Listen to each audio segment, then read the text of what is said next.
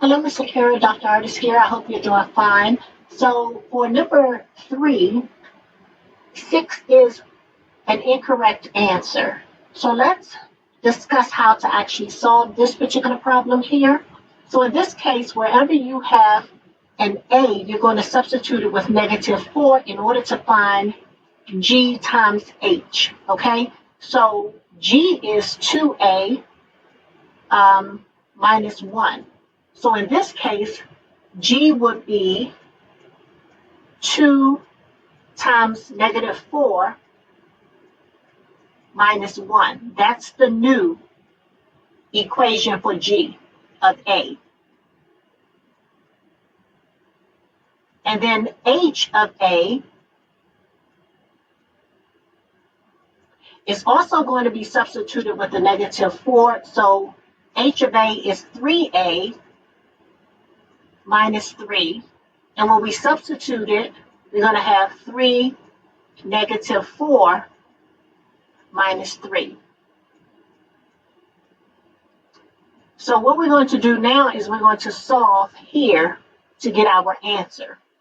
So looking at G of A, we have 2 times -4 will give us a -8 minus 1 will give us a -9.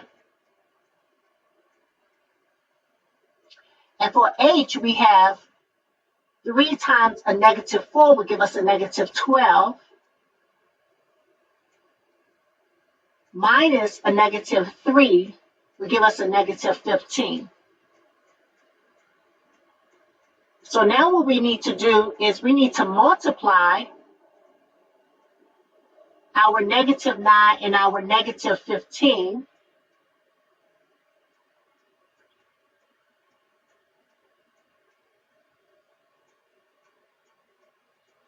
And when we multiply 9 times 15, and that will give us 135.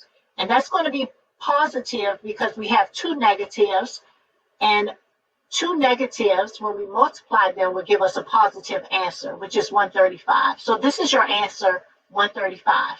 Now, number 5 is another one that you did not do correctly. So let me show you how to actually do it. Wherever you have the 2 here, you need to insert this into your equations for f of x and g of x. So here you would have this 2 will go here, and you will have 2 times 2 squared. The 2 squared is actually 4, and you have to do your exponents first because you have to apply the order of operations. And then you're going to multiply this times 2, and this is going to give you 8. You want to do the same thing for g of x. So you're going to take this 2, and it's going to insert it into your a. So now you have -5 plus 3 times 2. 3 times 2 is 6, plus a -5, and that will give you 1. So now you have 8 and 1. If you divide 8 divided by 1 will give you 8. So your answer here should be 8. Okay? Let's move on to the other problem that you had difficulty with. For number 6, you're going to do the exact same thing. So for number 6, you want to insert the value of 3 into both equations for g of a and f of a. So that's going to go here, and this 3 is also going to go here. So for g of a, we have 3 times 3 plus 2 equals, well, 3 of 3 is 9, plus 2 equals 11. Now we can do f of a. For f of a, you're going to have 2 times 3 minus 4.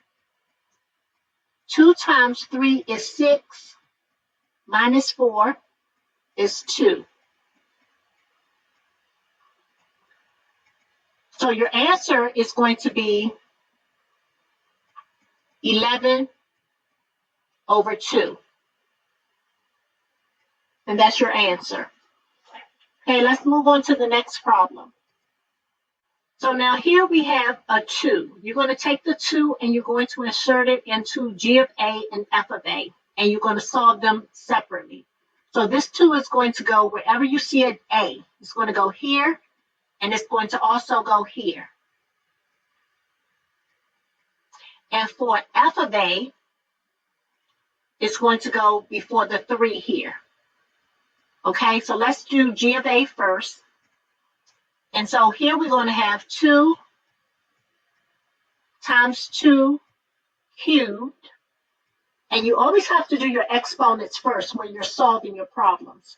Then we're going to have a negative 5, because you must follow the order of operations. And then we're going to have a 2 here, plus 2.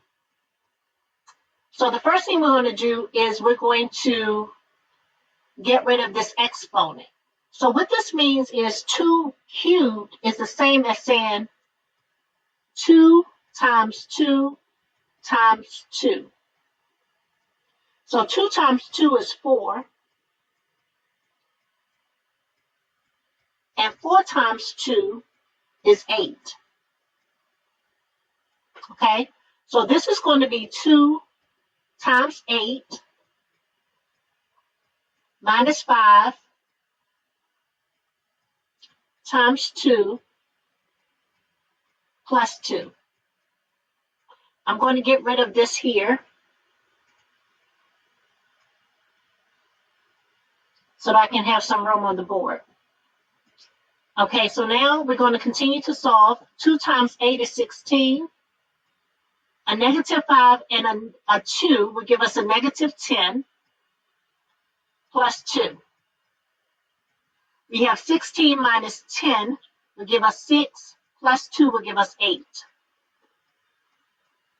So now we have the value of g of a, which is 8. And then we're going to do the same thing for f of a. So we have 2 cubed. And we already did 2 cubed here, so we know that this is going to be 8. Minus 4, and then we're going to also minus 4 here. So 8 minus 4 will give us 4. So here we have 4 and 8, and if you have 8 divided by 4, that's going to give us 2, and that is your answer, 2. Okay, because you want to find g over f, and g over f, because this is the value of g, so I can put g here, and this is the value of f, and this here is the value of g over f. Okay, let's move on to number 12. Okay, so in this particular case, what you're going to do, because you already have your x here, this expression or function is only looking for find f divided by g. Okay, this is what you have to do. All right, so we already have our x there, so this function will actually be 3x